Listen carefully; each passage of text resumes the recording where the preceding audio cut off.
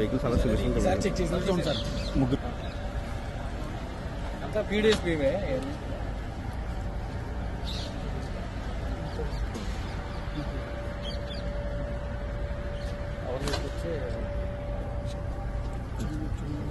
ఇందులో కెర్నల్స్ ఉన్నాయండి చెప్తాను ఇప్పుడు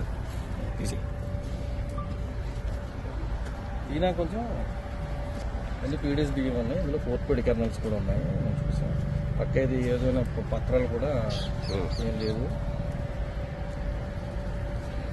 ఈరోజు మనకి పీడిఎస్ బియ్యం అక్రమంగా రవాణా జరుగుతుందని వచ్చిన సమాచారం మేరకు ఈరోజు జగ్గంపేట రావడం జరిగిందండి. జగ్గంపేటలో ప్రాథమికంగా జగ్గంపేట మెయిన్ రోడ్లోనే యథాచేతగా ఒక వెహికల్ అనుమానాస్పదిలో తిరుగుతున్నప్పుడు వెంటనే మేము గుర్తించి దాన్ని సీజ్ చేయడం జరిగింది.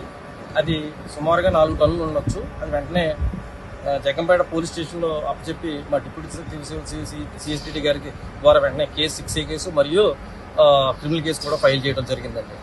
ఆ సమాచారం ఈ కేసు ఫైల్ చేస్తుండగానే ఇంకా తదుపరి మేము మాకు వచ్చిన సమాచారం ఇంకా వెహికల్స్ తిరుగుతున్నాయి, ఇంకా అనాథరైజర్ కొన్ని వీల్స్కి వెళ్తున్నాయని మాకు వచ్చిన సమాచారం మేరకు వెంటనే మేము ప్రస్తుతం గస్తీగా డిప్యూటీ తహసీల్దార్ తీసుకుని మేము వెరిఫై చేయడం జరిగిందండి. మా యొక్క తనిఖీల్లో ఇక్కడ బాలాజీ రైస్ మిల్ సంబంధించి బ్యాక్ సైడ్ ఆవరణలో వారికి సంబంధించిన మిల్లు ఆవరణకు సంబంధించి వెనుక భాగంలో ఒక దొంగచాటుగా ఒక దాయటం జరిగింది. ఒక 2 వెహికల్స్ని దొంగచాటుగా పెట్టుంచారు. ఈ 2 వెహికల్స్ ఒక వ్యాను, ఒక టాటా లైలాండ్ కూడా 2 వెహికల్స్ పెట్టుంచారు.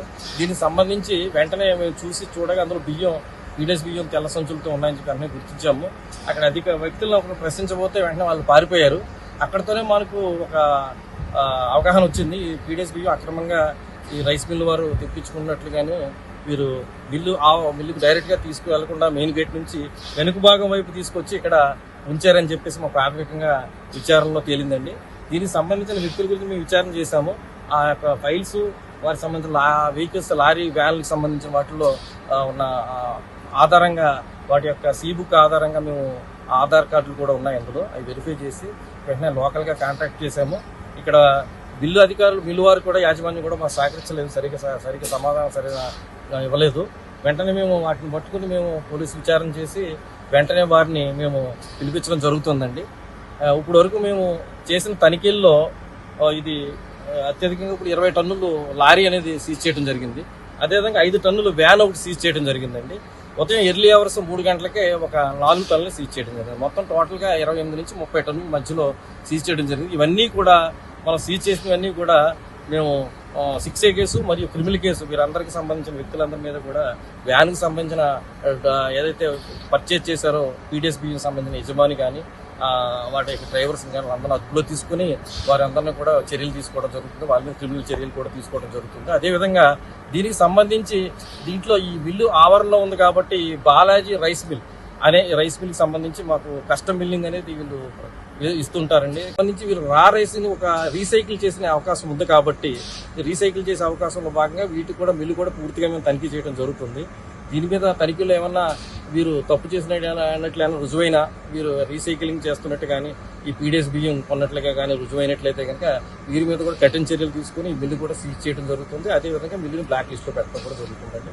తీవ్రంగా మేము పరిగణించి ఇవన్నీ కూడా ఏదైతే ఈ పీడిఎస్ బియ్యం అక్రమంగా జరుగుతుందనే సమాచారాలు వచ్చిన వెంటనే మేము తీవ్రంగా చేసి గత 4 రోజుల నుంచి కూడా మేము ఈ రకంగా చేయడం జరుగుతుంది. ఒక 3 డేస్ బ్యాక్ జగ్గంపేటలో పడితే గత నెలలో ఒక 6 కేసులు బుక్ చేయడం జరిగిందండి. టోటల్గా మేము లాస్ట్ మంత్ ఈ మంత్ కూడా ఎక్కువగా మన ఈ సంబంధించిన ఈ జిల్లాలో డిప్యూటీ సీఎం గారు ఏరియా అయితే మనకి సంబంధించిన ఏరియా అన్ని కాన్స్టిట్యున్సీలు కూడా మేము తనిఖీలు జరిపి మా పౌర సరఫరా సంబంధించిన బృందం అంతా కూడా ఎప్పటికప్పుడు తనిఖీలు నిర్వహించి మేము కేసులు పెట్టడం జరుగుతుంది. అదేవిధంగా చౌక దుకాణాల్లో కూడా ఎక్కువ డైవర్షన్స్ జరుగుతున్నప్పుడు అవి కూడా మేము ఆన్లైన్ యాప్ ద్వారా మేము ఎప్పటికప్పుడు తనిఖీలు చేయడం జరుగుతుందండి.